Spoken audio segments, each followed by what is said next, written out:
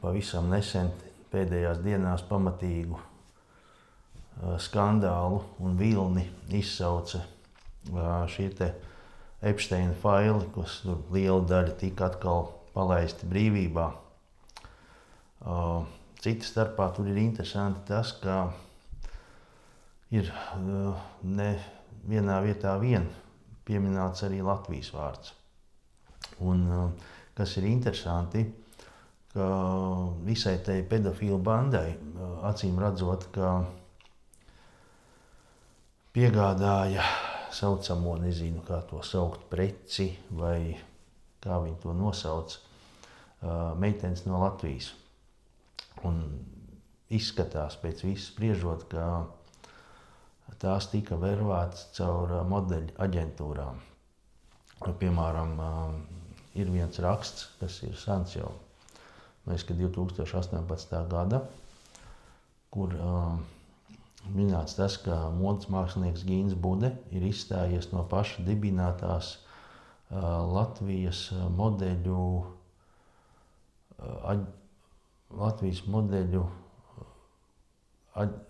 aģentu asociācijas. Laikam tā saucās. Respektīvi kaut kāda organizācija, kas nodarbojās ar modeļu talantu meklēšanu tur un kaut kā tā, tur kā rekrutē.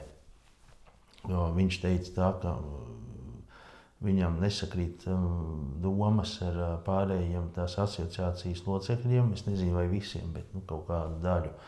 Par to, ka 14-gadīgām meitenēm nav jāizrādās tajos kastīgos peltkostīmos. Ja? Viņš to salīdzināja, ka tas būtu tas pats, kas ja hokejists, piemēram, hokejisti puikas rādīt savus prasmes tārpušies tikai apakšbiksēs.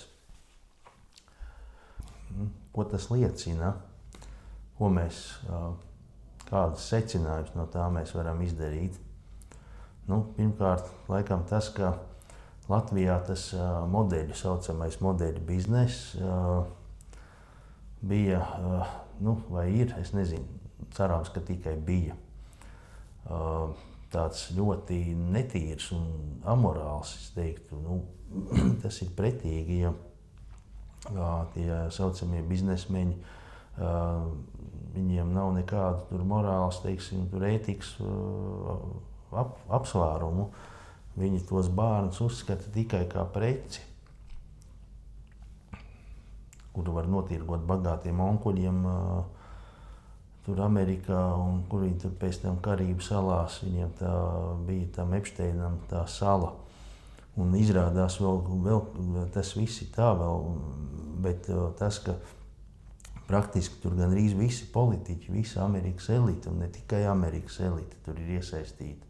Tajos failos parādās Norvēģijas premjera vārds tajā laikā 2011. gadu, Igaunijas premjera vārds, kaut kā tas viss ir tā saistīts, bet kas ir interesanti, ka tur neparādās Joe Biden vārds,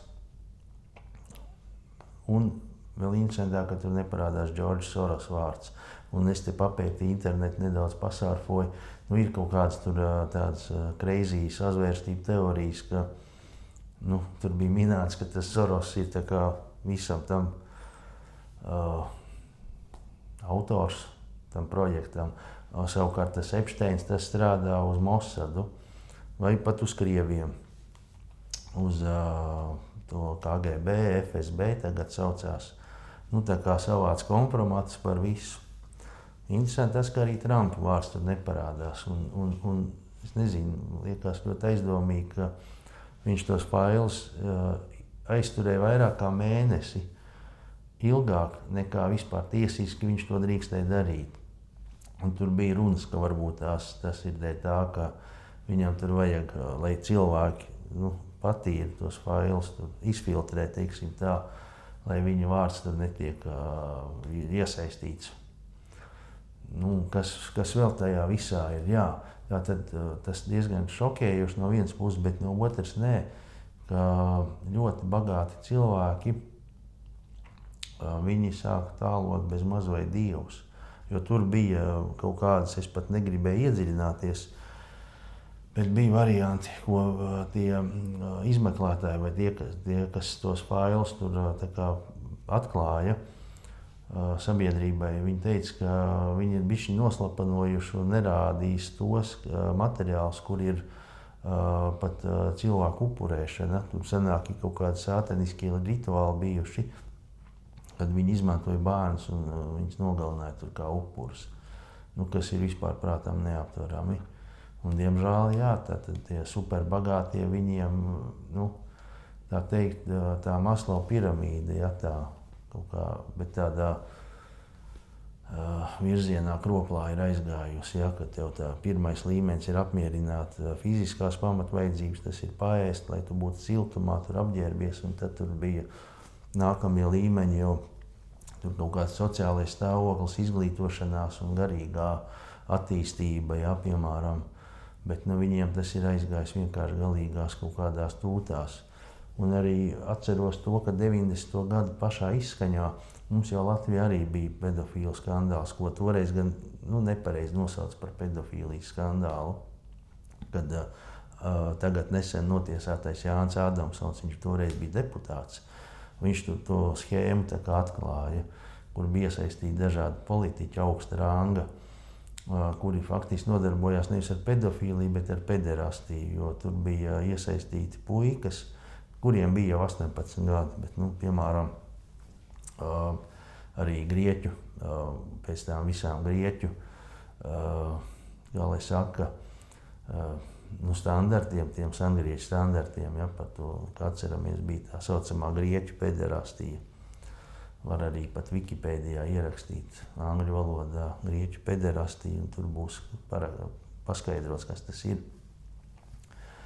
Lūk, tātad Amerikas elitārie elite ir, liela daļa ir iesaistīta. Vieni vai pelna naudu ar to, savukārt tie pedofīli, viņi izklaidējās, kaut kā apmierināja savus kaut kādas izklaides vajadzības.